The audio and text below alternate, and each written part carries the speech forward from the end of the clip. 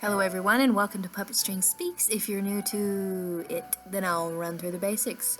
Depending on the subject, this series will have a number of chapters pertaining to the topic. Sometimes these series can have 3 or 4 chapters that organize the subject, separating it from fiction and reality. In this episode, we'll have 3 chapters. Chapter 3, What is it? The subject that we will be talking about today is a website called wicked22.com, a very special and curious universe in itself.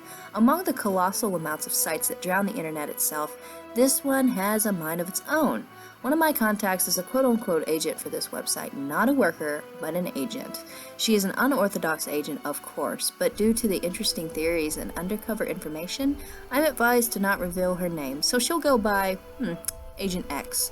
Agent X has so kindly filled me in with all the interesting details.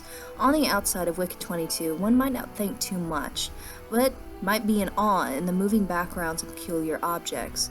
Wicked22 is actually a website selling items, but none like one has ever seen before. However, these aren't your typical objects, but I'll get into that later. Chapter 2. Is it real? Yes, it is. You can visit it. You can buy items off of them. They are very easy to deal with, as a matter of fact. A link will be in the description so all that you puppets can visit it and see for yourself. It is very interesting. Chapter 1. What happens? Well, I've had over 246 witnesses that I have contacted me directly about their cases, and that's just the ones who have come forward to me directly. They report having very strange things happen. This can range from good to bad. As most witnesses have said, whether they have given the item they bought from Wicked22 as a gift or kept it for themselves, if they have good intention, good things will happen, and otherwise. I myself have bought stuff from the website, and I agree, it does work like that in big and small ways. However, on this line of curiosity, one might think, what makes it so special? Well, the objects are again like none other. Many theories of this website have ranged from the deep web to an anonymous user trying to give supernatural merchandise as an aid to one's life. Unlike so many stories, this one does not involve stealing information.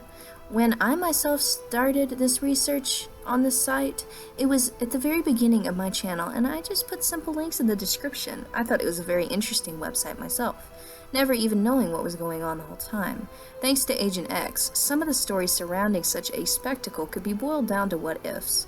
A few witnesses conclude that if they had negative intentions, they most certainly have had bad luck, so to speak. One witness bought an item as a target for a gun range and suffered a terrible car accident. Luckily, he survived. Another bought a box and incidentally threw it into the trash because they did not care for the pattern. Later, their appendix bursted. Even after all those terrifying accounts, there are some good ones. One is that a woman had bought a beautiful circus-themed item and put it on her mantle in the foyer. "I loved it to death," she said. Later, this woman had actually won $75,000 in the local lottery. Sounds like no mere coincidence.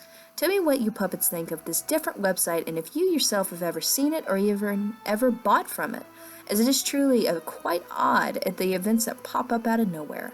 Hope everyone enjoyed the second episode of Puppet String Speaks. In all Puppet String Speaks episodes, I will offer a monthly challenge for all you great puppets to enjoy. This challenge is, can you remake my makeup? Make sure to send them to my Twitter, and I cannot wait to see them all. Oh, and remember, on this day, spare your father.